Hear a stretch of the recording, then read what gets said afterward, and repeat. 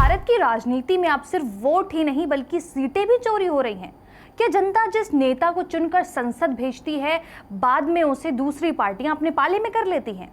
और क्या यही वजह है कि राहुल गांधी अब वोट चोरी के बाद सीट चोरी का मुद्दा उठा रहे हैं? कांग्रेस का दावा है कि लोकतंत्र में एक नया खतरा मंडरा रहा है, जबकि बीजेपी इसे सिर्फ विपक्ष की हताशा बता रही है। आखिर क्या है पूरा मामला, चलिए समझाते हैं। नमस्कार, मैं सदफ जमीर और आप देख रहे हैं इंडियन प्रेस हाउस। दरअसल पिछले कुछ समय से राहुल गांधी लगातार वोट चोरी का मुद्दा उठाते रहे हैं। उनका आरोप था कि चुनावी प्रतिक्रिया में गड़बड़ियां हुई हैं और कई जगहों पर मतदाता के अधिकारों के साथ खिलवाड़ भी हुआ है। लेकिन अब कांग्रेस ने अपने राजनीतिक हमलों को एक कदम आगे बढ़ा दिया है। पार्टी का कहना है कि अब सिर्फ वोट ही नहीं बल्कि सीटों की भी चोरी की जा रही है।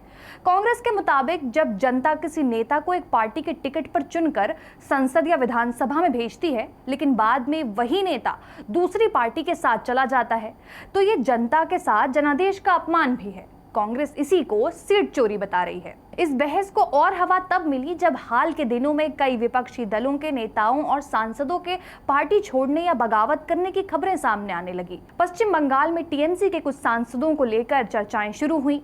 कहीं दल बदल की खबरें आई तो कहीं विपक्षी खेमे में टूट की चर्चाएं हुई।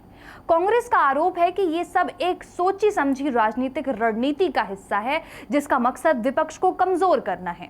कांग्रेस महासचिव केसी वेणुगोपाल ने इस मुद्दे को उठाते हुए कहा कि जनता जिन प्रतिनिधियों को चुनकर भेजती है, उन्हें बाद में दूसरी राजनीतिक दिशा में ढकेलना लोकतंत्र के मूल के खिलाफ है। कांग्रेस अब इसी मुद्दे को लेकर देश भर में बड़ा अभियान चलाने की तैयारी कर रही है, लेकिन कहानी का दूसरा पक्ष भी है। बीजेपी इन सब आरोपों को पूरी तरह से राजनीति में प्रेरित बता रही है। पार्टी का कहना है कि लोकतंत्र में हर नेता को अपनी राजनीतिक पसंद चुनने का अधिकार है। अगर कोई नेता अपनी पार्टी छोड़कर दूसरी पार्टी में जाता है तो उसे सीट चोरी नहीं कहा जा सकता। बीजेपी का आरोप है कि कांग्रेस अपनी राजनीतिक कमजोरियों को छिपाने के लिए नए नए नैरेटिव गढ़ रही है। यहाँ से असली सवाल शुरू होता है, अगर कोई नेता जनता से वोट लेकर जीतता है और फिर से पार्टी बदल लेता है, तो क्या ये सिर्फ अपनी राजनीतिक आज़ादी का इस्तेमाल कर रहा है या फिर उन लाखों वोटर्स के भरोसों को भी तोड़ रहा है जिन्होंने उन्हें एक खास विचारधारा और पार्टी के नाम पर वोट दिया था? भारतीय राजनीति में दल बदल कोई नई बात नहीं है।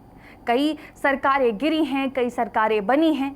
कभी इसे राजनीतिक मजबूरी कहा गया, कभी अवसरवाद और कभी लोकतंत्र की हत्या कहा गया। लेकिन अब कांग्रेस इसे सीट चोरी का नाम देकर राष्ट्रीय मुद्दा बनाने की कोशिश कर रही है। आने वाले दिनों में कांग्रेस महंगाई, बेरोजगारी, पेपर लीक और सीट चोरी जैसे मुद्दों को लेकर देश भर में आंदोलन करेगी। पार्टी को उम्मीद है कि इससे वे जनता के बीच एक नया राजनीतिक नैरेटिव खड़ा कर पाएगी। लेकिन सबसे बड़ा सवाल अभी भी वही है, अगर जनता ने किसी नेता को एक पार्टी के नाम पर चुना था और वह बाद में दूसरी पार्टी के साथ चला जाए, तो आखिर असली मालिक उस सीट का कौन होता है? नेता या फिर पार्टी या फिर जनता? कांग्रेस इसे सीट चोरी कह रही है, बीजेपी से लोकतांत्रिक अधिकार बता रही है, लेकिन फैसला आखिरकार जनता को ही करना है। आप क्या सोचते हैं, क्या दल बदल लोकतंत्र का हिस्सा है या जनता के जनादेश के साथ धोखा है? आप अपनी राय हमें कमेंट्स में जरूर बताइएगा और ऐसी ही राजनीतिक खबरों के लिए चैनल को सब्सक्राइब करना ना भूलें।